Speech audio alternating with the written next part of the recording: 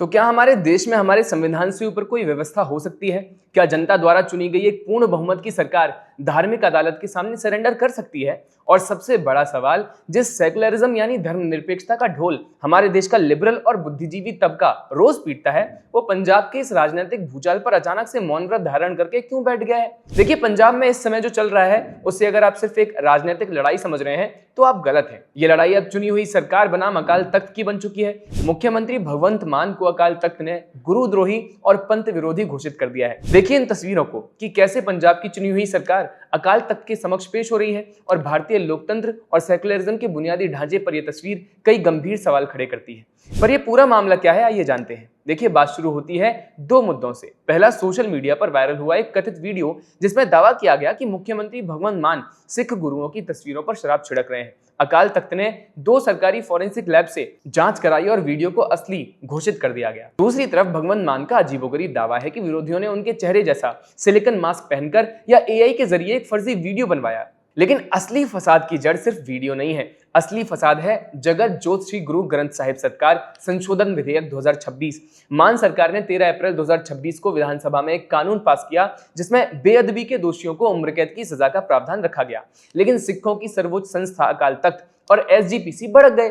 उनका आरोप है कि सरकार ने इस संवेदनशील कानून को बनाने से पहले सिख पंथ, अकाल तख्त या एसजीपीसी से कोई सलाह नहीं ली। अकाल तख्त के जत्थेदार ज्ञानी कुलदीप सिंह गर्गज ने सीधा आरोप लगाया कि ये सरकार गुरु और सिख के बीच में आ रही है। अब अकाल तख्त का गुस्सा इतना भड़का कि उन्होंने मुख्यमंत्री को तो समाज से बहिष्कृत करने का फरमान सुनाया ही सुनाया, साथ ही सरकार के सभी सिख मंत्रियों और विधायकों को 29 जून को तलब कर लिया। अब देखिए राजनीति की मजबूरी। जो भगवंत मान पहले कह रहे थे कि धार्मिक पदों पर बैठे लोग राजनीतिक आकाओं के इशारे पर काम कर रहे हैं, अकाल तख्त के इस समन के बाद उनके सुर पूरी तरह बदल गए। भगवंत मान और अरविंद केजरीवाल ने अमृतसर में साझा प्रेस कॉन्फ्रेंस की और घुटने टेकते हुए कहा कि हमारे लिए अकाल तख्त की सर्वोच्चता सबसे ऊपर है। और फिर वो हुआ जो भारतीय राजनीति में विरले ही दिखता है। 29 जून को पंजाब सरकार के कैबिनेट मंत्री, विधायक और यहां तक कि विधानसभा के स्पीकर कुलतार सिंह संधवा अकाल तख्त के सामने हाथ बांधकर पेश हो गए।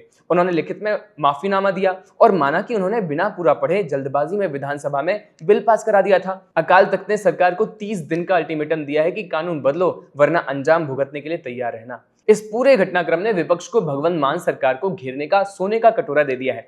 पंजाब के विधानसभा चुनाव 2027 नजदीक हैं, इसलिए हमला बेहद निजी और तीखा भी है।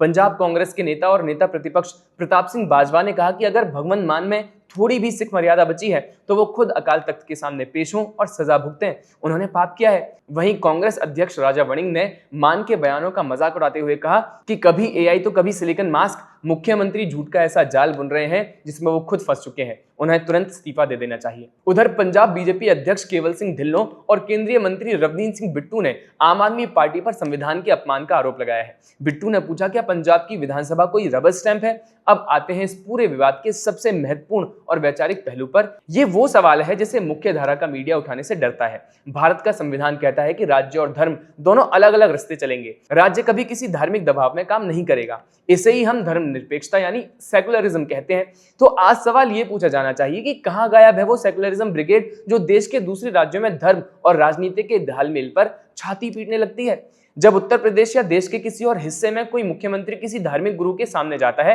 तो देश का बुद्धिजीवी वर्ग चिल्लाने लग जाता है कि लोकतंत्र खतरे में है, संविधान खतरे में है। लेकिन पंजाब में एक चुनी हुई पूर्ण बहुमत की सरकार के मंत्री, विधानसभा के स्पीकर बाकायदा एक धार्मिक अदालत के सामने पेश होते हैं। ये स्वीकार करते हैं कि उन्होंने विधानसभा में पास किए गए कानून में गलती की और एक धार्मिक संस्था के अल्टीमेटम पर कानून बदलने की राजी हो जाते हैं।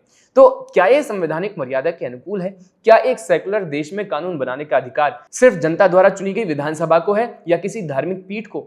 माना कि पंजाब की राजनीति में पंथ और अकाल तख्त की ऐतिहासिक और धार्मिक महत्ता सर्वोच्च है। कोई भी पार्टी सिखों की भावनाओं के खिलाफ जाकर राजनीति नहीं कर सकती। लेकिन जब एक चुनी हुई सरकार की कैबिनेट और विधायिका धार्मिक सत्ता के सामने इस कदर आत्मसमर्पण कर दे तो सवाल उठना लाजमी है कि क्या पंजाब में संविधान की धाराएं कमजोर पड़ रही हैं? पंजाब इस समय एक बेहद ही खतरनाक चौराहे पर खड़ा है। भगवंत मान सरकार के पास अब केवल 30 दिन का समय है। अगर वो कानून बदलते हैं तो उन पर संविधान और लोकतंत्र की गरिमा को धार्मिक दबाव में झुकने के आरोप लगेंगे। और अगर वो अकाल तख्त की बात नहीं मानते तो चुनावों से ठीक पहले पंजाब का बहुसंख्यक सिख समाज उनसे पूरी तरह विमुख हो सकता है, यानी आगे कुआं और पीछे खाई।